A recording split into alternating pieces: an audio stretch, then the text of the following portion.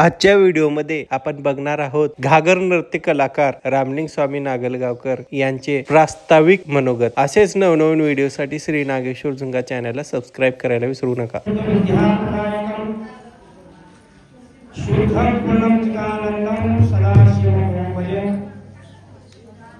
चालू असलेला हा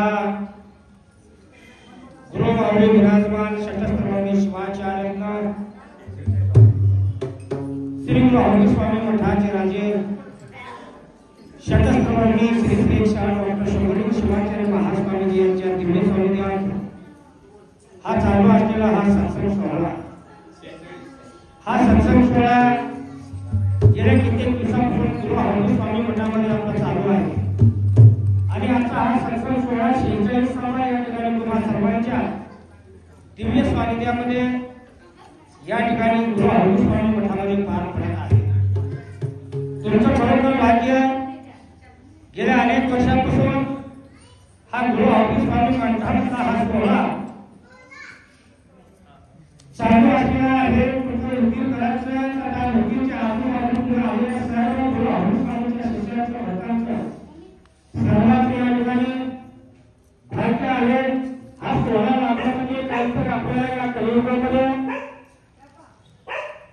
भाग्य या ठिकाणी लाभलेलं आहे आणि गुरुभावी तुम्हा सर्वांसाठी या भावी स्वामीच्या मठामध्ये ज्यावेळेस भावी स्वामीच्या या गादीवरती विराजमान झाले तेव्हापासून जगाच्या कानाकोपऱ्यामध्ये येऊन सर्व शिष्यांना सर्व धर्मप्रचार गुरुदीक्षा असा हा गुरुभावीचा संकल्प आज 17-18-19 वर्षांपासून चालू आहे। गुरुभावीचे पुन्हा बरेच अनुष्ठान या ठिकाणी झालेले आहे। गुरुभावीचे अनुष्ठान चर्चेपैकी 2-3 वर्ष मागे कोरोनाच्या काळामध्ये भरभराट झालेला आहे। गुरुभावीचे गेल्या वर्षीचं अनुष्ठान केला येथे भव्य दिव्य अनुष्ठान केला ना कर्मीमध्ये त्या ठिकाणी या ज्योतिर्लिंगा ठिकाणी झालेला आहे। गुरुभावीचे या वर्षीचं अनुष्ठान पुणे येथे भोसरी आणि आळंदी या मार्गावरती भव्य आणि दिव्य असं साई मंदिर त्या ठिकाणी आहे। त्या साई मंदिरमध्ये गुरुभावीचं अनुष्ठान या वर्षीचे ठेवण्यात आलेलं आहे। तो अनुष्ठान आता या महिन्यामध्ये 28 तारखेला तो अनुष्ठान चालू आहे आणि तो अनुष्ठान 17 ऑगस्टला हा अनुष्ठानाचे समारोह त्या ठिकाणी होणार आहे। 16 ऑगस्टला गुरुभावीचे त्या ठिकाणी पुणे येथे भव्य दिव्य असा दीक्षाचा कार्यक्रम त्या ठिकाणी ठेवण्यात आलेला आहे।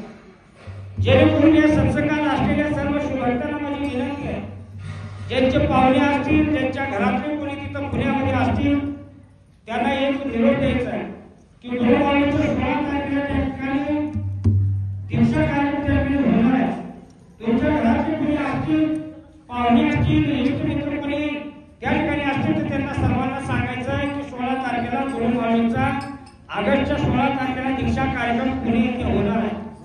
सर्वांना तुम्ही निरोप द्यावा आणि त्या अनुष्ठानामध्ये सर्व भजनी मंडळ श्रोते मंडळी उद्या येणाऱ्या 28 तारखेला पुणे येथे प्रथम पहिला दिवस त्या ठिकाणी गुरुभावीचा चालू अनुष्ठान चालू होणार आहे।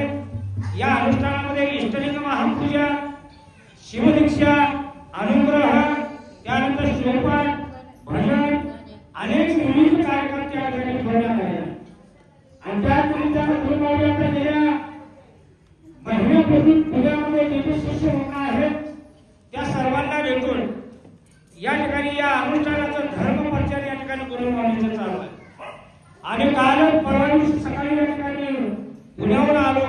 विवाह सोहळा इथं सप्तानगरला स्वामीचा होता। त्या विवाह सोहळ्यामध्ये येऊन आम्हाला जायचं होतं म्हणजे आज सत्संगाचा कार्यक्रम आहे, उद्याला एक कार्यक्रम आहे। परवा दिवशी आम्ही अजून पुण्याला त्या ठिकाणी रवाना होणार आहोत।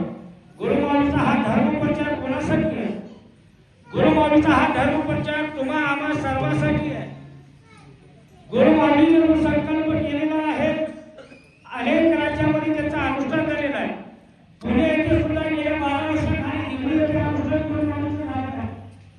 गुरुभावी मला वाटतं की खरोखर गुरुभावीचा अनुष्ठान वाटतं गुरुभावी सगळ्या अनुष्ठानाला असावं, पण असा गुरुभावीचा संकल्प नाही। जो व्यक्ती पुणे या ठिकाणी सिटीमध्ये आपला जो धर्म आहे तो धर्म